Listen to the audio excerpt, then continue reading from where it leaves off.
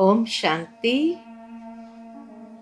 आज विजयादशमी की सबको बहुत बहुत बहुत मुबारक हो, मुबारक हो, मुबारक हो। विजयादशमी कहो या दशहरा करो, भारतवासियों के लिए दशहरा के दिन को बहुत शुभ दिन माना जाता है। कोई भी शुभ कार्य करना होता है तो आज दशहरा के दिन करते हैं। सारा दिन के लिए ही कहा जाता कि बहुत शुभ मुहूर्त है, और क्यों ना हो, क्योंकि 10 सिरों वाला रावण को जो संपूर्ण रीति से मार दिया। लेकिन सचमुच क्या हमने अपने जीवन में से उस रावण को समाप्त किया है? रावण यानी कोई 10 सिर वाला नहीं, लेकिन जो मनुष्य के अंदर रही हुई बुराइयां हैं, यही तो रावण है। इसलिए कहा जाता है कि रावण रुलाता है। वास्तव में मनुष्य की अपनी ही कमजोरियां उसको रुलाती है, अर्थात परेशान करती है। और जीवन में जब भी ये कमजोरियां उभरती है तो कहीं ना कहीं व्यक्ति का विवेक समाप्त हो जाता है, और तभी उसको जीवन के अंदर परेशानी का अनुभव होने लगता है।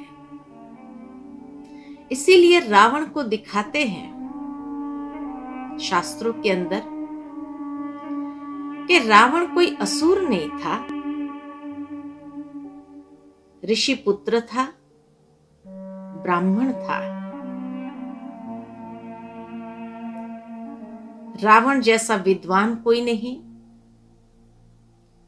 सारे शास्त्रों का ज्ञान उसके पास था, इतना ज्ञानी था। रावण जैसा धनवान कोई नहीं, पूरी सोने की लंका थी उसकी। रावण जैसा शक्तिशाली कोई नहीं, उसके पास सारे दिव्य अस्त्र उसको प्राप्त थे। और कहा जाता है कि रावण जैसा भक्त भी कोई नहीं। शिव की उपासना करता था, शिव की आराधना करता था, उसका आराध्य देव ही शिव को माना जाता है। लेकिन जब इतना व्यक्ति के अंदर था, फिर भी आज सारे भारत भर में उसके जगह जगह पुतले बना बना करके जलाते हैं। तो ये हमारा दुश्मन कैसे बन गया? पुतला तो हमेशा दुश्मन का ही जलाया जाता है, तो रावण हमारा दुश्मन कैसे बन गया? भावार्थ यही है कि अगर आज की दुनिया में देखा जाए तो सारी दुनिया एक रावण राज्य है। रावण का राज्य लंका में खाली नहीं था। लंका एक टापू जैसे दिखाया है, जहां तीनों तरफ पानी है, बीच में जमीन है। तो अगर सारी दुनिया को अगर देखा जाए तो यह सारी दुनिया भी एक टापू है, जहां 3 हिस्सा पानी है और 1 हिस्सा जमीन है। अर्थात एक ऐसे रावण राज्य में आज हर इंसान जी रहा है। इसीलिए रावण को अपना शत्रु मान बैठा है, तभी तो जलाते हैं। दुनिया के अंदर मनुष्य भी ऊंची जाति के होने के बावजूद कभी कभी उनके कर्म किस तरह के होते हैं। रावण जैसा विद्वान होने के बावजूद भी उसने सीता जी का हरण किया, एक घिनौना कर्तव्य किया। ठीक इसी तरह कई बार मनुष्य समझदार होने के बावजूद भी उसके कर्म कैसे होते हैं। इसीलिए ऐसे रावण के ऊपर हमें विजय प्राप्त करना है, अर्थात इन कमजोरियों को संपूर्ण रीति से अपने जीवन से समाप्त करना है। कैसे करेंगे? शास्त्र के अंदर जो कथा आती है कि श्री राम, लक्ष्मण और सीता जी वन में थे, और जब वन में भ्रमण करते हुए पंचवटी पर आए तो वहां पर कहा जाता है कि रावण की बहन आती है उन्हें अपने तरफ आकर्षित करने के लिए। जब लक्ष्मण ने उसका घोर अपमान कर दिया, उसका नाक काट के, तो वो जाती है रावण के पास और कहती है मेरे अपमान का बदला जरूर लेना चाहिए। रावण ने भी सोचा कि अच्छा, मेरी बहन का अपमान कर दिया तो उसका बदला तो जरूर लूंगा। और बदला लेने के लिए वो मारीच का सहारा लेता है, अर्थात धोखे का सहारा लेता है। उसको स्वर्ण हिरण बन करके सामने जाने के लिए कहते हैं, और जब सीता मैया आकर्षित हो जाती है उस सोने हिरण के पीछे, तब वो राम से विनती करती है कि मुझे ये हिरण ला करके दो। राम जाते हैं उस स्वर्ण हिरण के पीछे, और उसको पता था कि ये एक धोखा है, लेकिन जरूर है कि सीता जी जब आकर्षित हो गए तो मानना कहाँ था उसको। यहाँ प्रैक्टिकल दुनिया के अंदर यही बताया गया है कि आज की दुनिया में भौतिकता इतनी चरम सीमा पर है, और ये भौतिकता जब चरम सीमा पर पहुंच जाती है तो अनेक प्रलोभन मनुष्य के सामने आते हैं। तो आत्मा रूपी सीता अनेक प्रलोभनों में फंस जाती है, और तब कहीं न कहीं वो परमात्मा राम से ही विनती करती है कि मेरी ये इच्छा पूरी करो। अर्थात जब हम कोई न कोई प्रलोभन के पीछे आकर्षित हो जाते हैं, वो प्रलोभन एक प्रकार का धोखा होता है, माया होती है, और उस माया को प्राप्त करने के लिए हम परमात्मा राम से विनती करते हैं, उनको पूरा करने के लिए आग्रह करते हैं, और इस तरह हम अपने विवेक शक्ति को, अपनी बुद्धि को परमात्मा राम से जुदा कर लेते हैं। परमात्मा राम तो उसको पूरा करने के पूरी कोशिश में होते हैं, लेकिन जो माया है, धोखा है, उसको कैसे पूरा कर सकेंगे। कहा जाता है मारीच को जैसे ही मारा श्री राम ने, तो दूसरा धोखे को वो अपनाता है कि वो लक्ष्मण को पुकारता है, लक्ष्मण। जो आत्मरूपी सीता का मन का लक्ष्य है वो विचलित हो गया, और विचलित होने के कारण सीता लक्ष्मण को भी पीछे जाने के लिए कहती है। मनुष्य का मन ही तो विचलित हो जाता है, भटक जाता है। फिर भी कहा जाता है कि लक्ष्मण एक मर्यादा की लकीर खींच के जाता है, जिसको कहा लक्ष्मण रेखा, और सीता मैया से कहा आप इसी रेखा के अंदर रहना, सुरक्षित रहेंगे, बाहर नहीं निकलना। और तब रावण भी अपना धोखे का स्वरूप लेकर के सामने आता है, एक याचक के रूप में सामने आता है। भिक्षाम दे, भिक्षा की मांगनी करता है, माता सीता उसको देने के लिए बाहर आती है, लेकिन वो कहता है मैं अंदर तो नहीं आ सकता हूं, ये लक्ष्मण रेखा है, इसीलिए आप बाहर आओ।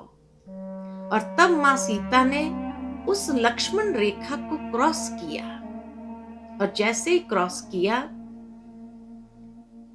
रावण उठाकर ले गया। भावार्थ ये कि जीवन के अंदर जब हम परीक्षाओं को सही तरह से परखते नहीं हैं, अपने मन को विचलित कर देते हैं, और इसीलिए जो मर्यादा की लकीर हमारी होती है, उस मर्यादा की लकीर के अंदर आत्मा को रहने की आवश्यकता होती है। लेकिन कलयुग है, एक तो प्रलोभन के पीछे मन विचलित हुआ, परमात्मा राम से भी विनती कर दिया हमने, उस मन के विचलित होने से लक्ष्मण को भी हमने अपने पहरे से समाप्त कर दिया, और साथ ही साथ मर्यादा की लकीर को भी जब हम क्रॉस कर देते हैं। दुनिया में कहा जाता किसी को मदद करना चाहिए, जरूर करना चाहिए, परंतु मर्यादा की लकीर में रह करके किसी को मदद करें। लेकिन जब कोई मर्यादा की लकीर को क्रॉस करके मदद करने का प्रयत्न करते हैं तो जरूर है वो रावण उठा करके ले जाता है। और कहां ले जाता है? अशोक वन में, जहां चारों तरफ सुख सुविधा बहुत थी, लेकिन उस अशोक वन में सीता मैया बैठी थी शोक में। अर्थात के चारों तरफ आज सुख सुविधाओं के साधन होने के बावजूद भी आत्मरूपी सीता शोक में बैठी है, क्योंकि राम से जुदी हो गई। अर्थात परमात्मा राम से जुदाई का अनुभव करते हैं। इसीलिए रामायण के अंदर बहुत सुंदर वर्तमान समय के साथ इसकी भेंट की जाए तो सचमुच हर आत्मा रूपी सीता भौतिक सुख सुविधाओं के बीच में होते हुए भी परेशानियों का अनुभव कर रही है, दुख का अनुभव कर रही है, आत्मा अंदर से तड़प रही है। तब कहा जाता है कि परमात्मा राम आते हैं और आकर के उस रावण को, सीता जी को वापस लौटाने के लिए हनुमान जी को भेजा, अंगद को भेजा, लेकिन उसके बावजूद भी जब उसने नहीं लौटाया तब आक्रमण होता है और उस रावण का खात्मा होता है। लेकिन कहा जाता है कि रावण का एक सर काटते थे तो दूसरा निकल आता था, दूसरा काटते थे तीसरा निकल आता था, मर नहीं रहा था। फिर जब उसको बताया गया कि नाभि में मारो, नाभि अर्थात के जहां से आत्मा की सारी नाड़ियां शरीर के साथ जुड़ी हुई होती है। भावार्थ है कि आत्मा की जो नाड़ी है वो है उसकी विचार शक्ति, संकल्प शक्ति, और जब उस संकल्प शक्ति से उसको समाप्त किया जाए, उस नाड़ी पे उसको तीर मारा जाए, तब जाकर के सारे अशुद्ध संकल्प जब समाप्त हुए तो अंदर में परिवर्तन आता है। अर्थात संपूर्ण रावण का खात्मा हुआ और हम अपने जीवन के अंदर उस बुराई के ऊपर जब अच्छाई के आधार से जीत प्राप्त कर लेते हैं, क्योंकि वैसे अगर बुराई को मारा जाए तो दूसरी बुराई उभर आती है, एक बुराई को समाप्त की तो दूसरी खड़ी हो जाएगी। लेकिन अगर उसका रिप्लेसमेंट अच्छाइयों से किया जाए तभी तो वो संपूर्ण रीति से समाप्त होगा। और उसके लिए दृढ़ संकल्प करना बहुत आवश्यक है, क्योंकि दृढ़ता से ही उस बुराई के ऊपर संपूर्ण विजयी हो सकते हैं। तो इस तरह से हम भी अपने जीवन के अंदर दृढ़ संकल्प के आधार से परिवर्तन ले आए, उस रावण के ऊपर जीत प्राप्त कर ले, कमजोरियों के ऊपर जीत प्राप्त कर ले, और सदा आत्मिक ज्योत को इस कलयुगी रात्रि के अंदर जागृत रखे, ऐसा जागरण करें और विजयदशमी को सही अर्थ में मनाए। तब श्री राम की जय जयकार चारों ओर हो सकती है, अर्थात आत्म राम की भी जय जयकार चारों ओर हो सकती है परमात्मा राम के साथ। परमात्मा राम हमें विधि बताते हैं, आत्मा राम को पुरुषार्थ के आधार से उन बुराइयों के ऊपर विजय प्राप्त करनी है। तो आए सच्चा दशहरा हम बहुत सुंदर तरीके से मनाएं और अपने जीवन के अंदर उस प्रकाश का अनुभव करें, उस स्वतंत्रता का अनुभव करें, उस फ्रीडम का अनुभव करें और संपूर्ण रीति से अपने जीवन को समृद्ध करें अनेक प्रकार के वैल्यूज से, क्योंकि वैल्यूज आएंगी तो वीकनेस खत्म होंगे। जब जीवन के अंदर मूल्य आएंगे तो कमजोरियां समाप्त होगी। इसी आधार पर हम अपने जीवन को मूल्यों से समृद्ध करें और इस तरह ये दशहरा मना करके अपने जीवन के अंदर विजय का अनुभव करें। तब कहा विजयादशमी। पुनः सबको बहुत बहुत विजयादशमी की मुबारक हो, मुबारक हो, मुबारक हो। ओम शांति।